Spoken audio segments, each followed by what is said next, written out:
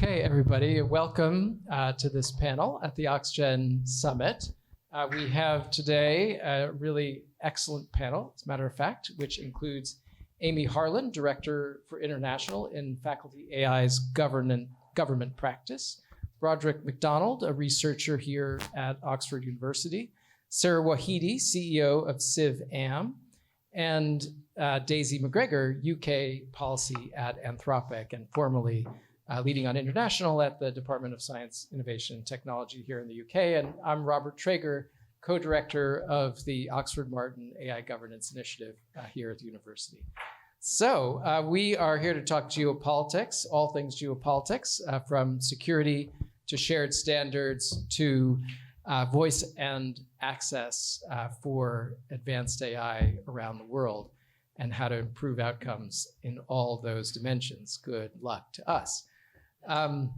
Right, so I think we can get started, and maybe I'll go in this direction here, and start with Daisy.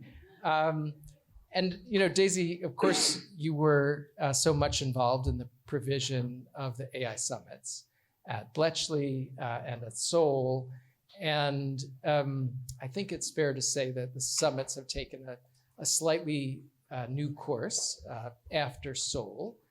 And so it's interesting to reflect now on that new course and on the sort of ways that the summits can continue to be helpful and the sort of evolution of international governance and international governance possibilities that are implied by the new world that we're living in now. So start us off, please. Cool. Happy to. Hi, everyone. It's very nice to be here. Thank you very much. I think the big thing that the summits do and continue to do is they bring everyone together into the same room to have a conversation. And it's the kind of cornerstone that we started with Bletchley was the principle that you have to have kind of governments and industry working together on these tricky issues. And I think the summits, that one of the characteristics that has been maintained is that feature. And there are kind of few other places where that happens, and where kind of, you know, the voices of government and industry are sort of kind of treated equally in the same room, if you like. So like we're still heavily involved in the summits. You're right, like in terms of topics, they've taken a different, each summit is kind of focusing on something slightly different. I think, you know, often reflecting the priorities of the country that's hosting, which is completely reasonable. I think just making sure the fact that everyone gets together and has a conversation kind of continues to be the most important thing.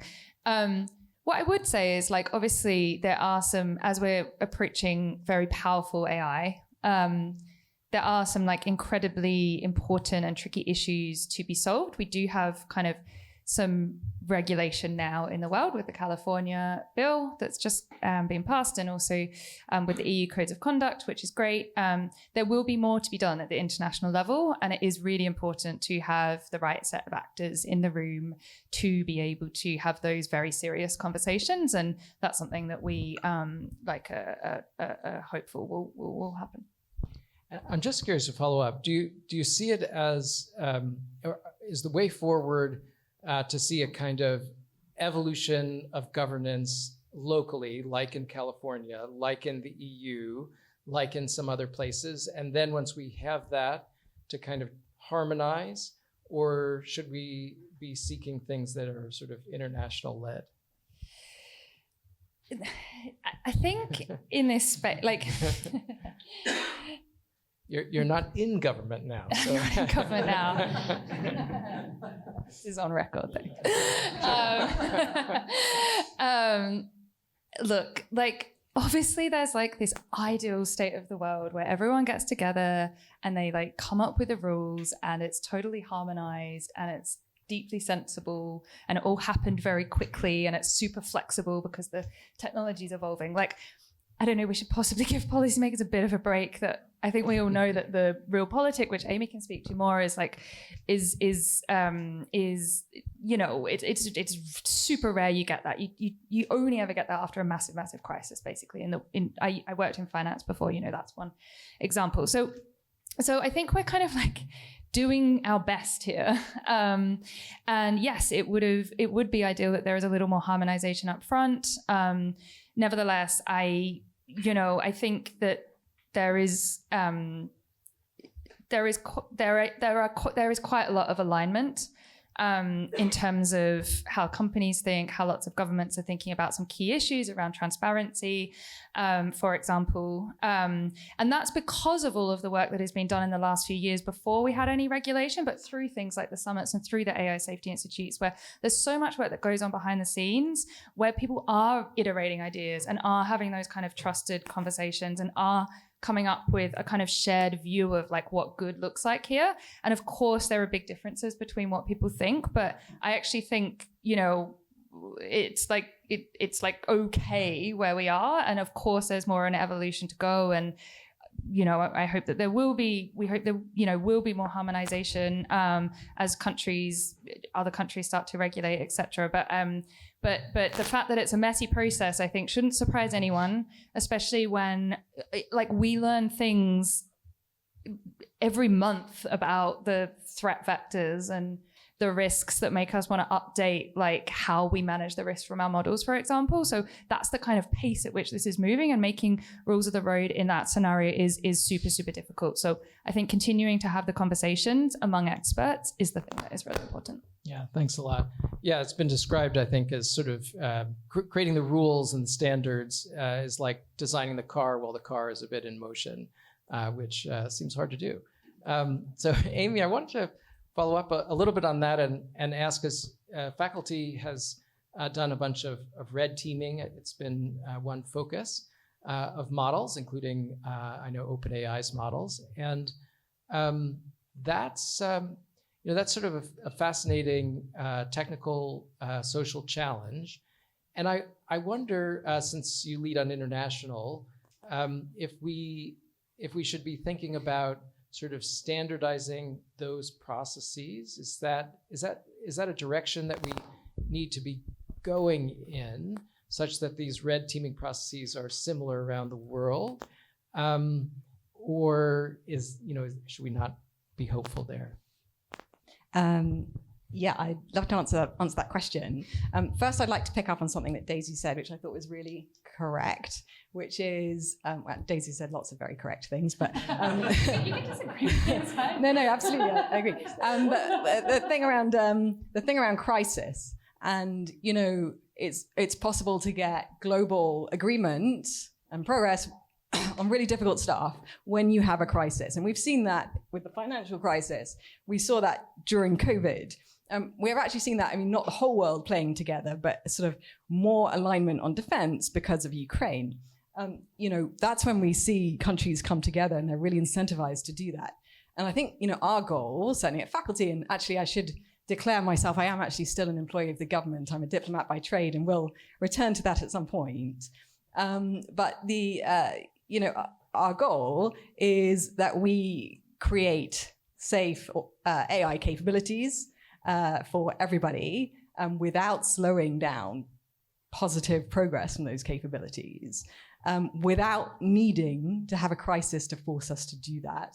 And so I think the kind of work that Daisy was doing before her current role with AISI is absolutely brilliant. At the moment, I think we need to be realistic about the incentives that countries and companies have to both make those agreements in the first place and also to then stick to those agreements once they're made. Let me get on to red teaming, since that was the question. Yes, it would be marvelous if all countries had sort of the same red teaming processes. I don't know if everybody knows what we mean by red teaming. Sort of testing out models to make sure they're not going to spurt out replies that could cause damage in the world, which might mean teaching people how to make bioweapons. It might mean persuading teenagers to take actions which are really against their interests, all of those kinds of things. Faculty does a lot of work in that area. yeah, that would be great. At the moment, actually a lot of this is coming from the companies themselves, companies like Anthropic, who want to make sure that their models are safe and are pretty well incentivized to do that because, no big company wants the kind of bad publicity that comes from, really bad stuff emanating from these models. I'm a little bit uncomfortable with just depending on companies to, do the right thing. I don't have any answer on how we can put more frameworks around that, though. I'm not too optimistic. Do you think there's hope to sort of consensus, in the kind of nitty-gritty of red teaming when we're thinking about, what should we consider a problem? What forms of persuasion are we worried about, or what forms of, if we're thinking about the biospace, I think all of us love the idea that, the poorest of the poor in the world and everybody else has access to a biology professor. So there's obviously a lot of things there that we would like to forward, but maybe some line in terms of things that we want to make sure that certain capabilities are not enabled in the world. Is that the kind of thing that we can have broad consensus on?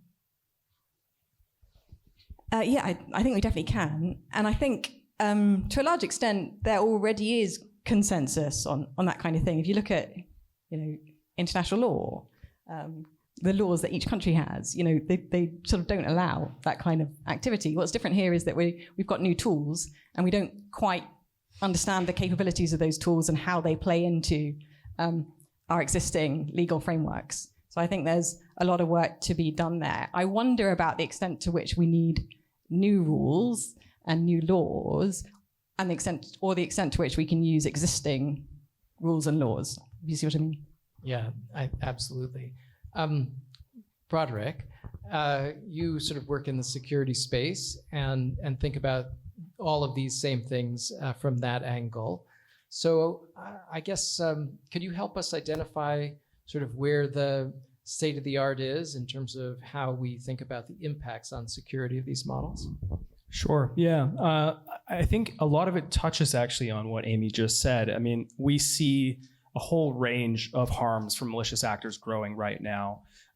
That could be from terrorist and violent extremists, could be from hostile foreign states, or some of the risks around CBRN that Robert just mentioned, so chemical bioweapons.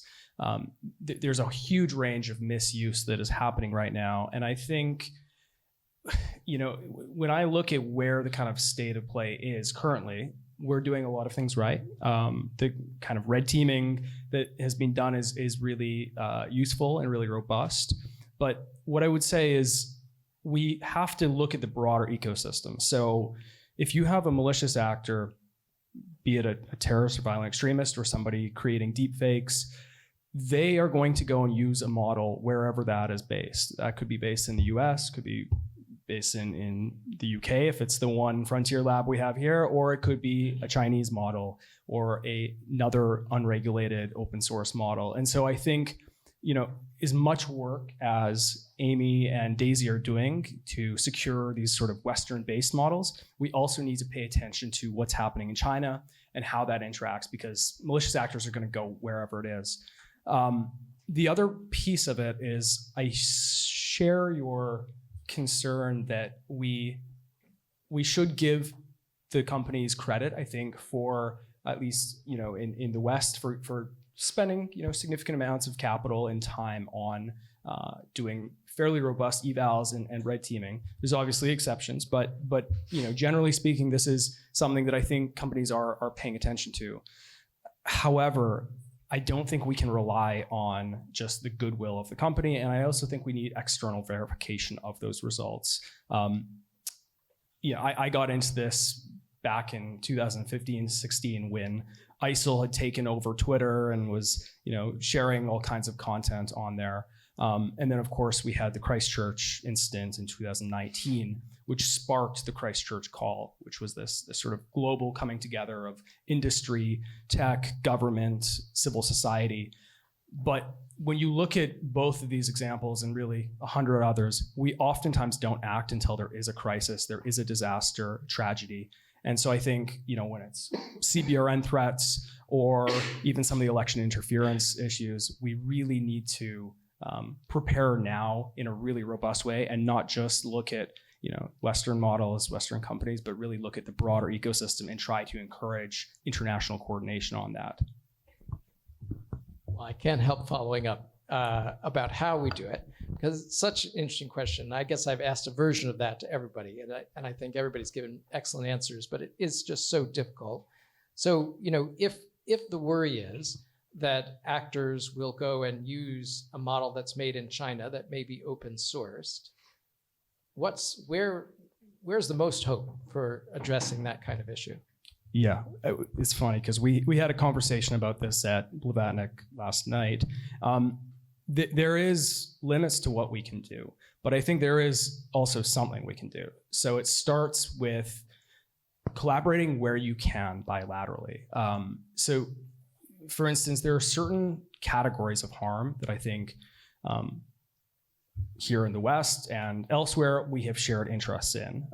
So, for instance, categories like CBRN, I think are categories where both the government of China and our own governments have recognized this is a threat that affects us both, and we can, coordinate on it to a certain extent, build those bilateral relationships, and hopefully use this as a stepping stone for later engagement on even broader issues.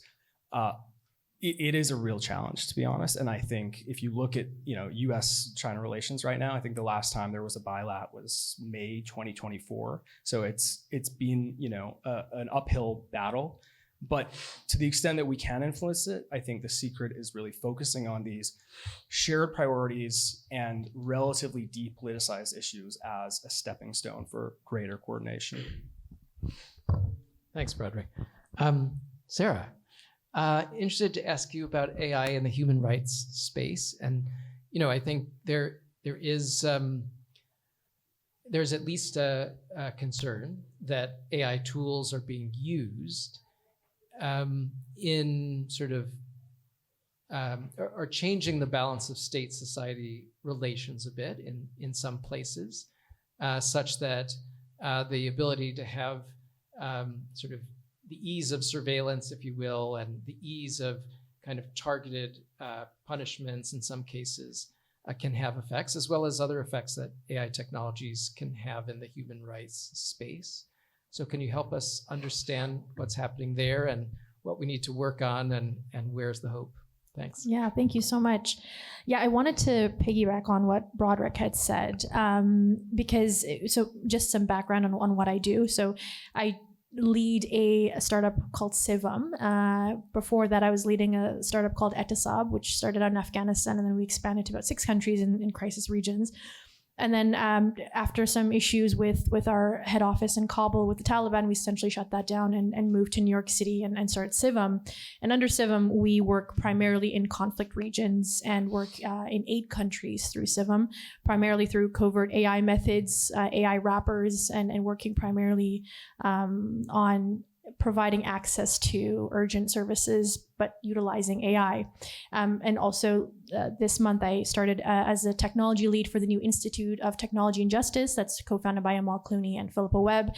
And I'm currently looking over the technical components of the Institute. And we work on 3 pillars. And it's really interesting how Philippa and Amal designed this, and it's primarily due to the fact that in the human rights space, there are specific pillars that we really need to work on in terms of, access to human rights, but also to work within a framework that makes sense in AI, and their advancement, accountability, and access to justice. And because the Clooney Foundation, which is one of our partners at the Institute, was already working in Africa, what I've found is that, as Broderick had said, we're intervening when it's too late. Most of the stuff that we're doing in a fragile context in the global south is after things have gone very wrong. So this can be in terms of local communities even understanding what AI means. It can be, native LLMs. We're having to work on translation with languages like Chichewa when we're saying to a lot of funders and organizations, saying, it's causing more harm to work with an English model when you can fund research, fund what's happening on the ground, instead of trying to essentially scale something where problems are going to permeate. That is still the status quo. It's been the status quo since the early 2000s in terms of tech interventions in the global south, in fragile contexts. And I would say that the one learning that stuck out to me this month was from Umang Bhatt, and maybe some of you know him. He's at Cambridge. He's an assistant professor in human-aligned AI. And he said to me that the problem with human rights and AI right now is that we don't have the ability to deconstruct, fail and rebuild AI in crisis contexts. We are, that kind of component where you have these larger AI companies and institutions, you're able to fail and rebuild, and that's not happening in areas where we really need that opportunity to be able to fail and rebuild. In areas where you're working, for example, in war zones or in contexts where you're introducing AI, the status quo is, okay, we bring it in, we start piloting, and then we scale. But the problem is that, I find that in fragile contexts, we also have the right to fail. We have the right to learn. And that hasn't really changed. So I'd say it's a place where the status quo currently is, we're going to intervene in terms of artificial intelligence, in terms of human rights, but that because we're coming from these very entrenched Western contexts, we hold a higher scale of success rates in terms of protections in the global South than we do, I think, in the West, where we're okay with failing, but we're not okay with failing there. And I think that the local technologists, especially the ones that I've spoken to in Africa, in the Middle East, in Central Asia, give us the opportunity to scale our research. We don't just want interventions, whether it's in human rights, whether it's in humanitarian context, is we need that time for them to be able to understand the problems at hand themselves. I'm wondering, Amy, how you see that. It's interesting, this idea about the need to be able to fail. And it seems like in some cases, maybe we have that luxury. And as has been pointed out, we have it differently in different contexts. So how do you see that when you're thinking about the red teaming of models? Just to clarify, do you mean the right to fail for AI capabilities writ large, or specifically for safety? Yeah, interesting, and it's something I've been thinking about a lot recently because faculty's just increased the amount of work it's doing with developing countries.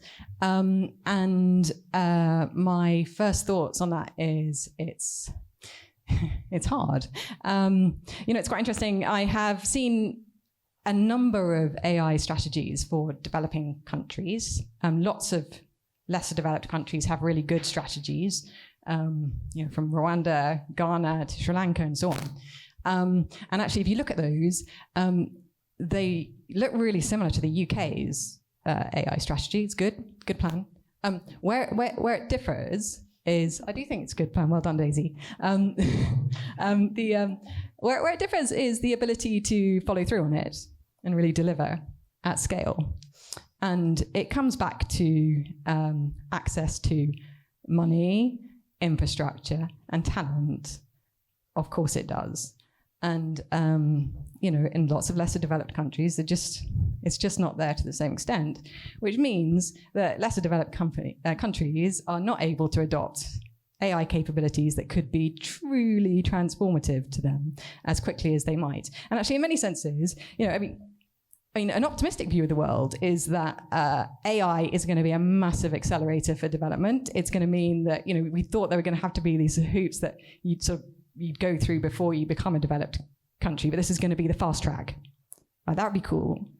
I think actually what we're at risk of is broadening the gap, and developed companies who can go at pace because they have that talent and infrastructure and money, and then lesser developed countries always using the sort of B or C version, whilst the developed countries use the A version. So to give you a specific example, a project I worked on recently, a really good capability in education, lots of potential for AI value in education, and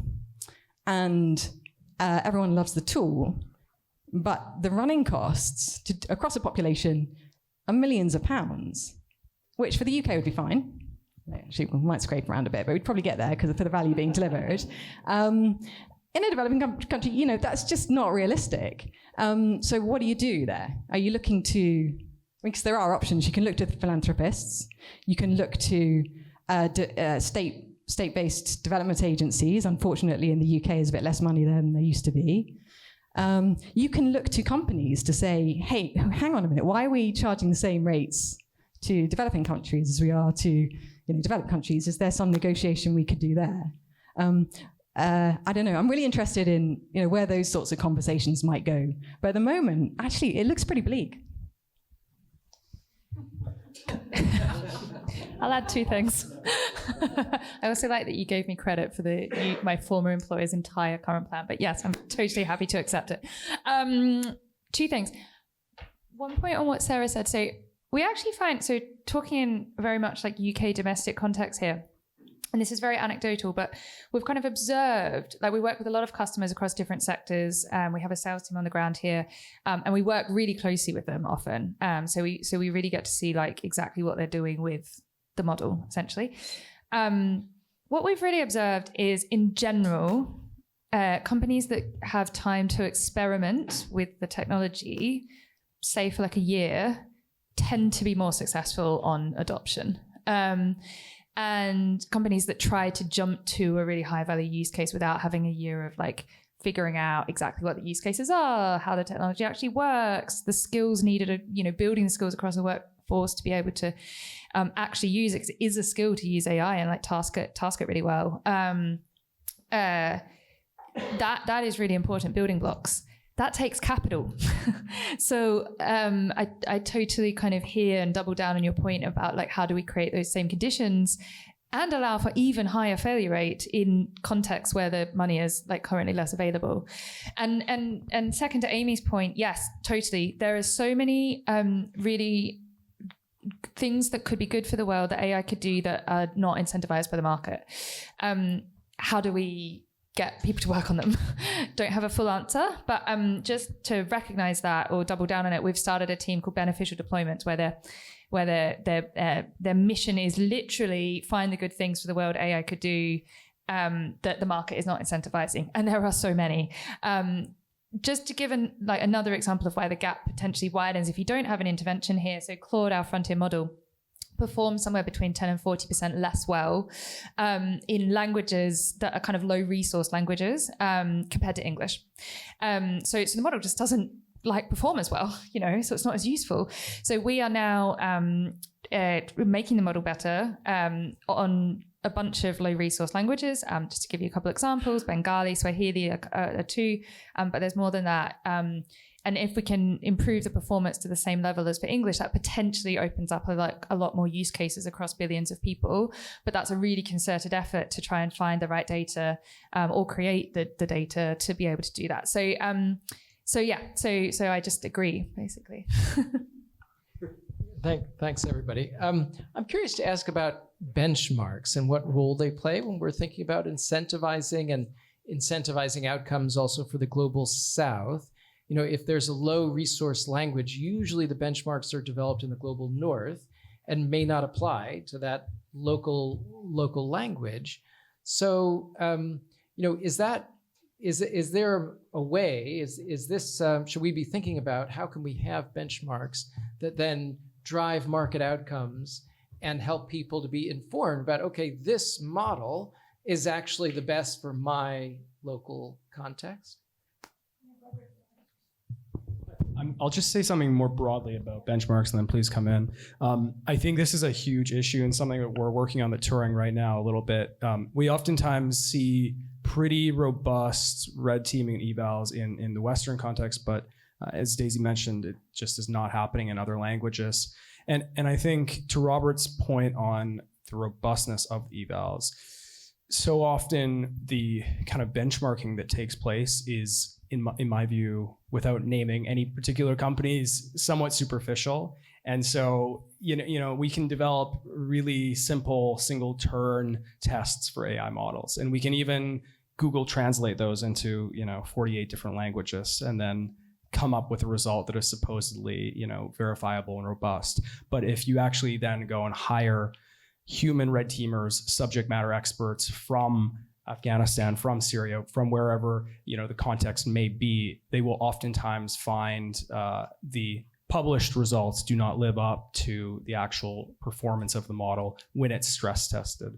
So I think to the extent that we can do red teaming in these languages, that's great. But I also think we need to, and this touches on a little bit of what Sarah mentioned, we need to also have people from the region involved in the red teaming, people who are subject matter experts for particular harms, but also particular regions, languages, cultures, everything. Yeah, that's a great point. I think right now with benchmarks, yeah, I can't name names, but I mean there are some companies right now where the benchmarks are quite fragile. The ones that we've already worked with at the Institute. I mean, like Broderick said, it really is about including local technologists. In the example of Chichewa in Malawi, by the time that the company that we were working on in terms of utilizing their model for some AI chatbots that we're building in Malawi, we found that there were already local researchers working on building a native Chichewa LLM, but that company essentially, hadn't even done like the groundwork to find them. And they had a really robust research already happening within the University of Malawi. So like I said, it's really about changing the modality in which we think about, what are the current processes we use to build these models and trying to figure out where already a lot of the research is being done and how do we scale that. So whether it's for us working quite intensely on Chichewa right now, there's a brilliant researchers who are working on this, but like Broderick had said, that just, well, and also Daisy, the capital hasn't been there. And I think that there are innovative ways of approaching this, but it really depends on, going out and completely rebuilding the way that we think about approaching, low resource languages, or just even building in contexts which are out of the ones that we have here in the West, which are quite robust, and we have the capital and we have the infrastructure. But I think it just requires just a refinement in the way that we approach, whether we want to work in these contexts or not. I think we're trying to compartmentalize and build it within a system that we would probably follow in the West, but that just doesn't work in these fragile contexts. So I think the uncomfortable answer is that it's going to take more time. But if we want to do it intentionally and ethically, we need to invest in that time. Thank you. Yeah, so when we think about Global South outcomes, I wonder, we've talked about low resource languages and the sort of data issue. So I wonder if that's kind of a crux and sort of what we do about that. Do we want to have some sort of responsible digitization initiative? It seems like we obviously the correct collection of data, we'd want it to be consensual. We wouldn't want the data to be misused for some authoritarian purpose. We wouldn't want to interfere with privacy. So I'm sort of wondering, how do we get from where we are to where we need to be in terms of having the appropriate data to kind of drive Global South outcomes? Would anybody like to take that? I'll just Go do ahead, 30 Sarah. seconds quickly. Amy talked about this a little bit, but in terms of, oh my goodness, your question just blanked on me for a second there. Just data. Yes, so data. So with Malawi, actually, the local context, they're doing really brilliant work. So in Malawi, they have the Data Protection Act that came out in 2024. They are building very robust, actually, data acts in terms of how data should be used in their local or context. And then you have the African Council, which is actually leading localized and regional data protection models. So the countries are actually already doing it, and like Amy said, that they're following protocols that actually are coming out of the UK. So it's quite exciting that instead of us, or instead of maybe in Western context, we're actually saying, these are our methods and you should adopt them. They're saying, there are components within the way that you have data protections that we can utilize, but they're very African context or even Malawian context. So it's actually, the good news is that they're taking the lead on this. And when they're coming to, whether topics or events about data protection, whether it's in the UK or the US, they're taking their learnings and they're taking it back and saying, no, this is what's happening in these contexts. Well, how can we utilize it within our own countries? So it's a really interesting process that's being generated. But I think that there's a lot of really positive data protection methodologies that are coming out of specifically in Africa. We just need to support them and figure out how we can scale that in different countries. But really, really brilliant work, especially coming out of Malawi, Rwanda, South Africa. Great, thank you. Well, we've talked a little bit about the talent ecosystem around the world, which actually is thriving in some ways. And we've talked a little bit about data. So I'm curious to ask about compute and how we think about the global compute ecosystem to drive outcomes for the global South. There's a lot of discussion of sovereign compute, but I think also sometimes the view that maybe that is not the place to emphasize. So I wonder if you all have views about the ways that computing infrastructure can be built and expanded to really drive the best outcomes globally. Anybody want to talk compute? I'm just going to say I'm not an expert on Global South compute, but I can say some facts about compute. I mean, so there's two types of compute. There's compute that's used to train a frontier model, and there's compute that's used to run inference. And I think we're mostly talking about the latter here. The former, I should just say, is like a very, very big number and growing quickly. Lots of external estimates point to about a training run taking about 5 gigawatts of power by 2028, which feels roughly right to us. Sizewell C is like 3.2 gigawatts or something, or will be. So we're talking like almost 2 large nuclear power plants. So it's very large. Inference compute. Yes, this is very interesting. Do you need compute to be in your country to serve your local customers? For some that are in more sensitive industries where they need their data to stay in the country, yes, but for most, no. You probably need the inference compute to be in the same continent so that it's not too slow, or a closely neighboring continent. But I think I'll just kind of leave it there. I think there's like decisions for every government to therefore take where it's like, okay, what's the minimum you actually do need to serve your customers in your country that have like sensitive data requirements, like maybe medicine, maybe national security, maybe finance, for example. Beyond that, do you want to compete in the market for like infrastructure build where you'll get some growth benefit from that, but there could be trade-offs in terms of putting pressure on your energy costs, like climate goals, other things. And I think sometimes the debate, at least I find, gets very quickly like we must just build lots of infrastructure capacity in a given country because that's the fastest way to growth, when I'm not like sure that's necessarily true. And actually for many countries, like they'll capture, it's not either or, but like really focusing on the application layer and like adoption of AI is where in the next, 5 years, they will capture more value. By the way, we're not just talking developing countries here. Everything I'm saying would apply to the UK as well. Yeah. Thanks so much, Daisy, for jumping very artfully into that breach. I want to shift gears in a minute, but I'll just mention I thought it was interesting, we were recently in India, and there's a real joining of the data and compute conversations in an interesting way. So there was a rumor, I don't know if it's been confirmed now, that Sam Altman, who was on his way to India, and OpenAI were going to be spending $50 billion in India building out computing infrastructure.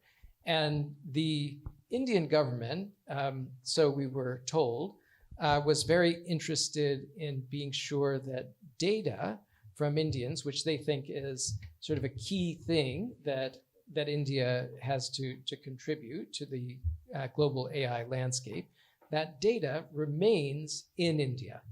And so there was even talk, and again, not exactly sure what will end up happening in the end, but there was talk of a mirror site for data so that the data from India related to OpenAI, India being OpenAI's second largest market, would be both in the United States and locally in India. And so some questions about whether that is the kind of right solution or is in some way problematic. And I'm not sure what the answer is there. But just shifting, I wanted to ask the panel about specific countries and what roles they can play. We have two sort of not representatives, but people who know a lot about UK AI policy. So I think we can ask about the role that the UK can play and maybe powers like the UK can play internationally. And maybe we can start there. And if the two of you want to comment on what particular countries can do, that'd be really useful. One of you want to start with the UK? Should I lead off on this one? And can I clarify, is it the UK can play to what ends? Well, that's interesting. I mean, I assume the UK will play to its own ends, but then also in sort of contributing to the broader landscape internationally. I mean, I think so far the UK has sort of played this big role. The AI Security Institute is a kind of world-leading institution, and it sort of has a very interesting role in the ecosystem. Yeah, Robert. So I think you hit the nail on the head there. I think the big role that the UK can play is in the safety space and in the security space, and I think we've been doing that. We were world leaders in doing that. The big players in AI are, of course, the US and China. The UK is nowhere near those two states. Maybe we're coming on to them in a minute. And the other sort of big players, not states, is big tech, right? So where's the UK? The UK should be there as sort of next layer down. We should be investing a lot in our own research and development so that we keep a seat at the table there and we understand all of the rapid developments that are being made. As I've already said, we should continue to play that big role convening on safety and security. I think the UK probably also has a role to play in convening for trying to get a more equitable use of AI and spread of AI resources around the world. I hope that we have a role to play there. And I think I'll end. Okay, yes, agree. I can add some color on a couple of points. Yeah, the UK AI Security Institute, it is called now. Just always really want to underscore how amazing it is and how it really gives the UK this like incredible like leverage and influence globally, and how it has really influenced quite heavily.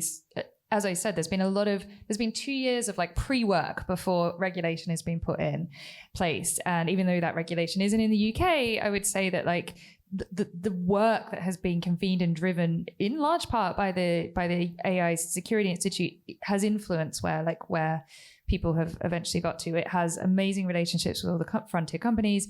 It has amazing relationships internationally, and it is just such an asset. So we work with them super closely on lots of topics, and it's incredibly valuable. So I think, yes, that is really important. And I should say, it is really important that kind of democracies essentially kind of set the global standards here, and so the extent to which the UK should continue playing that role, basically that it has been, to try and export some of its excellent work. Second, I would say the UK startup sector, amazing, really vibrant. We are a B2B company. We interact with most startups here. There's a lot of startups here that were created in the last kind of 24 months that have come to being because of LLMs. And, honestly, they're pretty much on par with their US counterparts. There are going to be some really exciting businesses that crop up here. And we would love to see, there are some sectors where, there's more regulation to think through, et cetera, which are still in earlier stages. We would love to see the UK even more become the home of where you come to make innovative products, and there's the right environment to kind of do that. And I think it really has potential for that. And then the third thing, inputs. I mean, what does it make to make an AI model? Data, talent, energy, chips, and money, basically. So you should just think about where the UK is on those things. Talent, amazing. Data could potentially play a big role. There's lots of difficult things you said around security and privacy with public sector data, but the UK really does have the potential here to create and provide something that isn't elsewhere.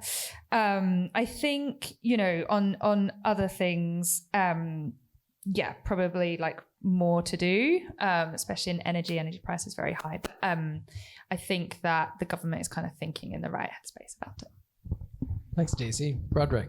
Yeah, I'll add one thing on this. I think there's often this discussion around safety and innovation, or regulation and innovation. These are oftentimes put at loggerheads. And that's sometimes true, but I don't think it's always the case. And I think the UK is a very good example of how we can bridge that.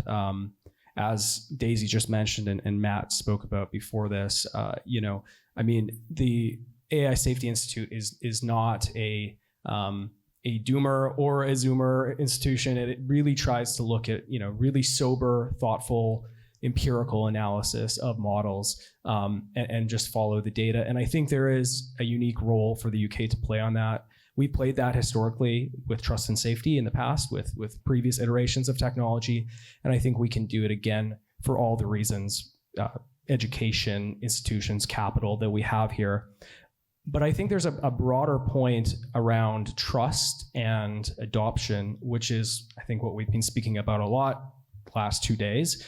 We know that the next stage of AI is going to be this adoption phase, but if we're going to do that at scale and we're going to do that successfully and see the economic benefits from it in people's lives, we need to have trust in AI. And so this is where it becomes not just a nice to have or the right thing to do, but actually a financially sound and prudent choice. And I think the UK can play a really strong role in shaping that conversation and giving ordinary users trust that AI is going to benefit their lives, not harm it.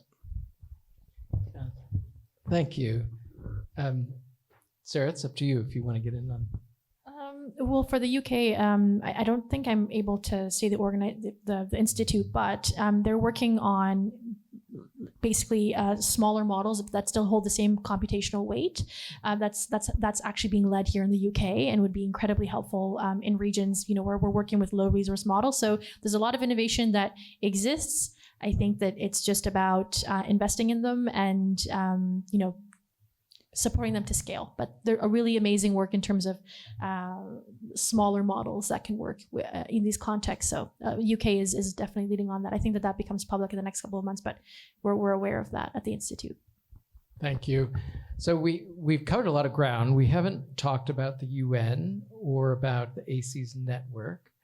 So would anybody like to comment on what those two institutions, what role they can play in providing governance internationally, or if there's another international institution you'd like to discuss? I think about the ACES network.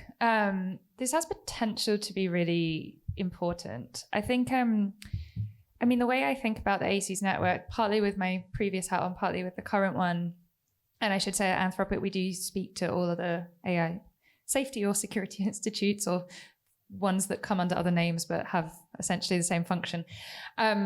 What they are really is like the technical talent on AI that sits in governments. That is where most of the technical talent in governments is accruing to.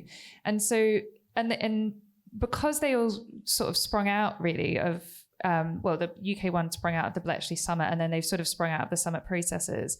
From the very start, they've been quite joined up with each other. Everyone knows each other. They speak to each other quite a lot. I think, outside the US, the UK, and the EU, it's fair to say that the other safety institutes are still resourcing up so that they can do kind of more research and kind of more technical work. But when they are fully resourced up, that is just an amazing thing for us as a company to be able to work with, because that's where you can have that iterative process you need to work through some of these really difficult issues. You said at the beginning, is there consensus around things like persuasion? No, because we haven't done that much work on it yet together.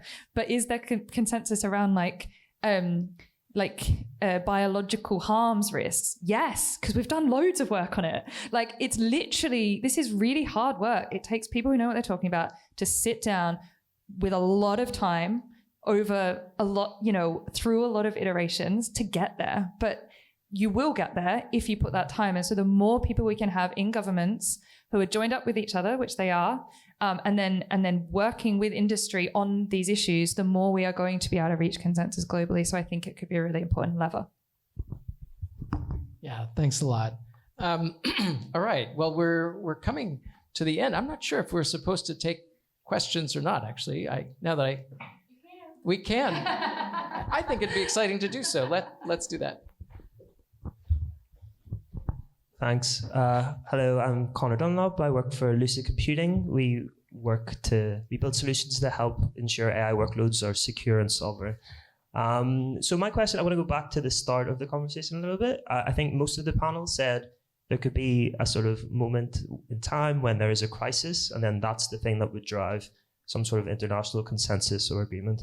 So I want to build on that a little bit and then say, okay, we have this moment and we get some consensus, we get even some things written on paper that we can agree on. I'd be curious to know how the panel thinks about then verifying these agreements. I know some folks at Oxford are thinking about this deeply. So, I think there's things that can be done using sort of hardware-enabled mechanisms so that you're not sort of standardizing how we do red teaming, but you could sort of specify specific evals and then generate proofs that those evals have been passed. That's one way through that I sort of see. So, yeah, my question is, does the panel have thoughts on how we could verify international agreements if and when we have these? How to verify? Broderick, do you want to take that? Sure, I can take an initial stab at this, but I know actually Rob's team at AG has done some really good work on this recently. I think one of the big things is actually making sure that when we talk about international coordination before the crisis, there's actually enforcement attached to that. So sometimes the sort of Chinese ecosystem is viewed as not having any kind of safety by design, but that's not actually true anymore. The last 2 or 3 years has actually seen a number of frameworks and agreements put into place. I think there's been 9 this year alone, 22 commitments by Chinese AI labs, but they're all, for one, they're all voluntary. And so, this is a huge issue that I think we need to grapple with. Is voluntary is good, it's a place to start, but at what point do we get to the kind of verification that Amy spoke about? Do we trust companies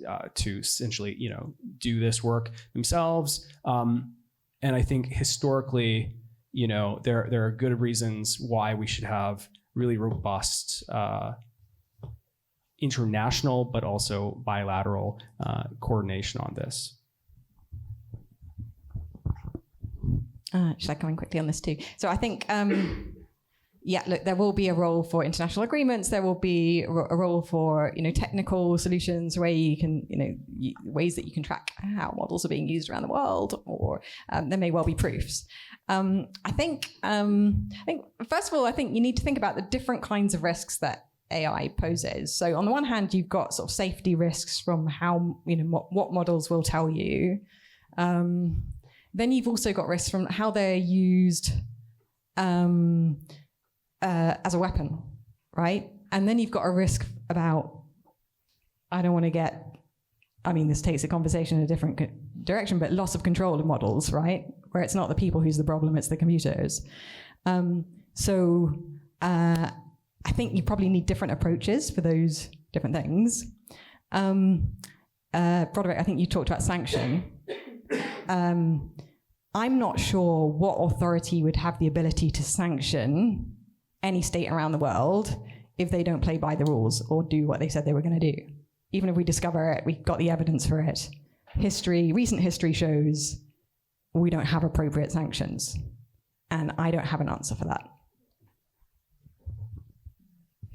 Maybe I'll just say really quickly that I think on-chip stuff, Connor, is if you're really looking at that as a solution to kind of a geopolitical agreement problem, one of the issues is, can you actually audit the complexity of what goes on to this chip, one of the most complicated things ever created by a human? Because generally, if that thing is, if you give this to geopolitical rivals and say, well, just go ahead and tinker with it, then they can get around the on-chip stuff. So you have to say you can't tinker with it. And then there's the question, well, is it just doing what you say it's doing, or does it have like an off switch, or what's going on here? So there's some really difficult challenges with those on-chip things. But let's take another question from the audience. I think we probably have time for one or two more. Thanks. I wanted to pick up on something that Broderick said about the external verification of results in the context of red teaming. What are some of the barriers or challenges that you're seeing around the development of an AI auditing or an AI assurance profession? Who should be doing that kind of work? Should they be licensed? And given that there are these different layers of auditability that we're clearly talking about here, from AI governance, so what processes are people running within organizations, then the assurance around the models themselves and technical testing. But then finally, something that we're touching on here, which is the AI impact and the auditability or results around social harms and social outcomes. So this sort of end-to-end auditing of AI risk. Yeah, that's a great question. And it's a complicated one because you also have to think about trade secrets, right? You have to think about the privacy of these companies. And that is a legitimate concern and something that needs to be taken into account. I think there's a couple ways to sort of start to address it. So the first is some of the work that Anthropic has done with the UK's AI Safety Institute or AI Security Institute now, to provide that external verification, but in a confidential way that respects trade secrets. And they're not the only one. OpenAI has also done this with AC in this country. So I think that is potentially, one model to do, but ultimately AI security institutes around the world are not big enough to do all of this kind of verification and stress testing that really needs to happen. And so you alluded to this sort of nascent quality assurance or compliance industry that is emerging. And I think it is a very positive, development for the UK, and something like we spoke about before that we can build on as one of our unique value adds to this space to actually deserve that seat at the table. But we also need a lot more systematic training for the assurance experts who are actually doing this work for the evals to make sure that it's being done in a systematic, reproducible way. I know the UK government has recently committed a little bit of seed funding to get this started. I think that's very positive, but we need to see a lot more of that. Right. I think we have a question in the back, and we'll see. I'm not sure if we'll get the sign or not, but if not, then we only have 2 minutes. Let's see how we go. Yeah, just on this kind of crisis question. I mean, 10 years ago, if you'd said that in 2025, an AI model would self-identify as Mecha Hitler, and that same company would get a $100 million contract with the Department of Defense, you've already told that person that they're scaremongering and that this just isn't going to happen. But also, if you told people that models will recognize they're being evaled, will overtly scheme, and things like that, like people would say, well, clearly we should be concerned when that happens. So I kind of worry sometimes that we're all just frog spoiling, and that the definition of a serious crisis or serious evidence of misalignment just redshifts further and further away. And I'm kind of just curious if you have any comments on that sort of thing. Can I just clarify up front that I did not say that there's going to be a crisis? I said that I can't think of an example where you get complete global consensus around agreeing shared rules without a crisis. So I just want to clarify that up front. Are we frog boiling? Do we think we can solve some of these risks? Yeah, so agree with your articulation of the issue that we have models which under stress scenarios can behave in ways that we would not want them to at all. We've published quite a lot of research on this misalignment, and that right now is not a critical issue, but as AI becomes more powerful, and as particularly we get to an agentic world where AI is like executing on behalf of humans, is that becomes more of a problem. Yeah. That's why it's really important that we have very dedicated research to this, not just alignment, but I'd say interpretability as well, which is basically why is the model doing what it's doing? Because if you solved interpretability, you could actually solve alignment and lots of these other issues. We have big alignment teams and interpretability teams. We're also supporting the UK AI Security Institute's alignment project, which is funding external research on alignment. One of the issues here has been actually there's very few external researchers working on this. So what that project does, which is novel, but I think the right thing is it's trying to find people who are in adjacent fields who could work on this issue, who actually have like the right skill sets, but weren't, originally from this field. So I think like concerted efforts like that to broaden research here are definitely what we need, and continued transparency from companies. And I would say, I pointed to our research on this. Like credit where credit's due. I think like OpenAI's last model card was also super, super detailed on this stuff. And for the first time on our Opus 4 release, we got our customers saying, hey, what's up with this blackmail stuff we're seeing in the news? So it's starting to become, it used to be something that not a broad set of people paid attention to. It is starting to now get a little more light in terms of an issue. So sorry, that's not a solution. That's more like helping with the problem, articulating the problem, but yeah. Okay, I think we have to cut it there, but feel free to come up afterwards. Please join me in thanking. The panel was very game in answering lots of broad questions, so please thank them.